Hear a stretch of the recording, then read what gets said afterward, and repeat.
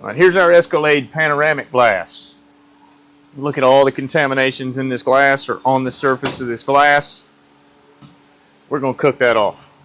Part 3, Cadillac Escalade, EV, IQ, whatever it is on this one. I never can remember models, can I? We're resealing, I say we're resealing, we're replacing the front panoramic roof glass today. So I think we got it quoted up just by pulling the roof glass and resetting it in. After looking at it, I wish I'd looked at it a little better. We probably should pull the windshield on this one too with the way the molding sets up against it. But I think we're going to try to tape it up and lift it up. Now, for some reason, it looks like it's going to fight me and it's not going to go together right. We'll call the dealership up and get approval to remove the glass or the windshield as well to make room for our panoramic roof glass. So the goal is I want to get it out. We might not film the whole install because we're kind of running short on time today. I want to get it out, and we're going to find where the leak is. We're going to show it to everybody, and you know, just so we see what happened, what went wrong on it. Now, we got a clip here a second ago of how contaminated this glass was, and it's dry now. So I'm gonna burn it off. Now, I'd imagine the reason this thing is contaminated as much as it is not only it was wrapped in bubble wrap. There's no telling what was on the bubble wrap. This is an encapsulated glass, so whenever they pulled it out of the mold to release the encapsulation, it's got tons of contamination on it. So we're going to hit it with a little fire. For the naysayers who say you can't put flame near encapsulation or moldings or plastic or fine wire or whatever the case is, I'm just going to show you can.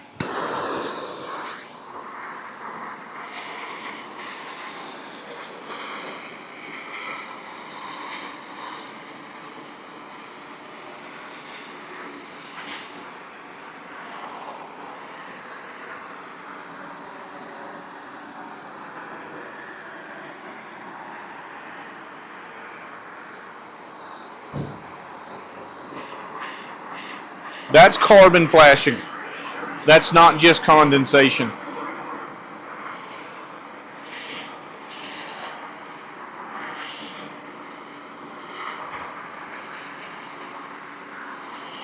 I see a whole lot of speculators talking about stuff online, but no engineers. All right. We just got it burned off. Now, I have not scrubbed on this, no power clean aids, no melamine sponges. I can never say that word. And you can immediately see the difference. So you see it's steaming, but look, I got my hand on it. This windshield is not too hot to the touch. One sitting in the sunlight on a summer day will never get as hot as it gets when we're burning these parts off. But all of that contamination, gone. It's burned off. Now, from this point, you can go back with a scrub sponge or something if that's what you want to do, power clean aid or whatever, DuPont's equivalent or SRP or Dynatrol, whatever their equivalent is, and you could scrub it off. But, man, that flame, God, burning these parts off works so good. All right, sorry about the noise. We are a working shop. Oh, conveniently. Oh, he turned it off. Look at it. Oh, back on. So this is what I'm going to do. We got our WRD bat set up. I'm going to do a double or a triple wrap around this glass like you would a quarter glass in a body shop when you're working off the striker or something.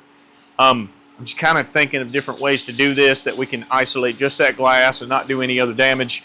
But on the edges of this glass, it's going to make it real tough to get the string underneath it because there's flaps on the edge of this encapsulation. So what I'm going to do is go back. I got this little WRD trim tool. Equalizer makes a pretty good one too. And I'm going to go back on that old glass that's in there, and I'm going to trim the edge of this encapsulation off so I can get the string under it. We'll come back when I get the string set up. All right, when you're doing this, be careful not to scratch your metal. I see all the time videos of guys trimming moldings, and they're just scratching right down in the metal. Plunge just as deep as you need to cut the encapsulation or the molding. We should be striving not to scratch metal.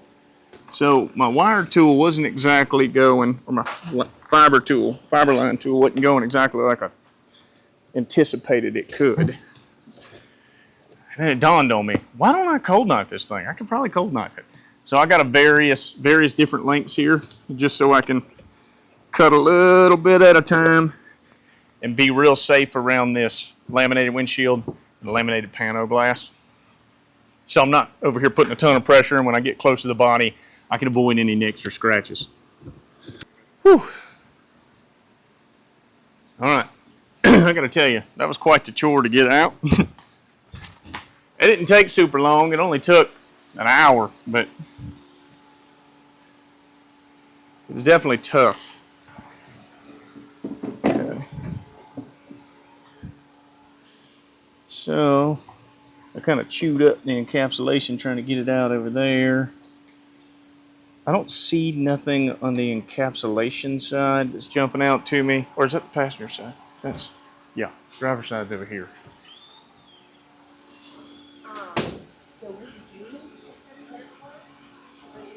I don't see anything jumping out to me on the glass side.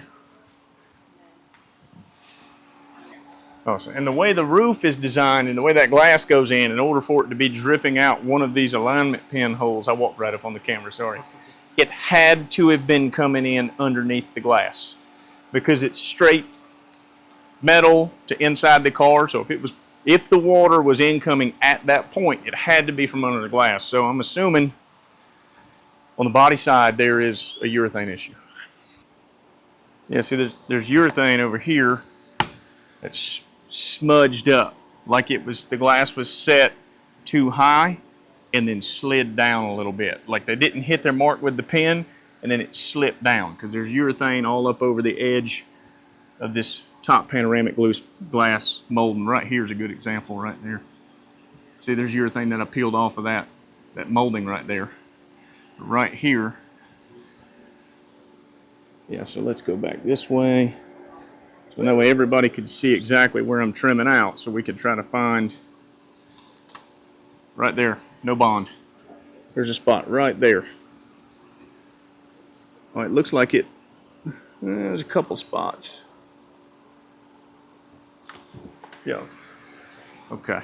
So let's get it cleaned up right quick. That's the bottom. There's our leak. There's our source of our leak. This is what we were trimming off the roof line. So what I'm talking about, where the urethane was rolled, is right there. A urethane bead that is not rolled should look like this when you're trimming it off. See, there's no rolled edges on it. It's nice and straight and pretty. But right here, you can see there's a shiny spot and the bead was rolled. So either they made contact with the urethane to something else and disturbed the urethane before they set the glass, or they set the glass too high in the hole, and when they rolled it down, it rolled the lip of that urethane up. But right here is the concerning part. It was leaking what I believe in this area. When I got it trimmed off and started looking at it, right there, we had no contact. There was a hole a finger wide that could allow water to run right down into the cab. And everybody's seen in part 2. We'll go back up here. Let's look at it up here, Sean. All right, so right here and through here, it was barely making contact. But right here, it looks like to me, initially from the factory, it made a touch of contact and then it released. And that's what left that little section right there. And what was happening is the water was coming in. You could see where we got water spots. Now, we did use water to cut it out, so it's entirely possible some of it's from us. But if you look on the other side, there is no water spots, and there's water spots here. So I think what was happening is the water was coming in right here. It was filling up this lower part of the pan, and when it was coming up, you could see where water had been sitting right here, and there's dust, and you could see where water's in between that foam pad right there in the body.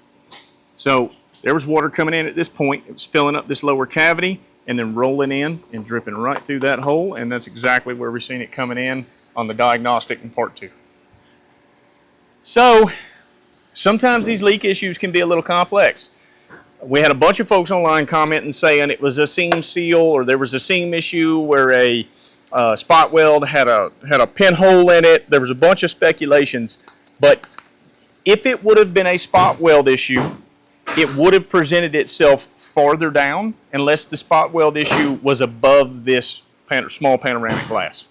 But because you had that void in that urethane right there, that water was able to run right in and drip exactly through that set pinhole, right through that set pinhole. So we got it solved for this guy. We're going to get this thing stuck back in, send the bill over to the dealer so warranty can cut a supplement for it, or they can cut a supplement for warranty, and get this guy back on the road.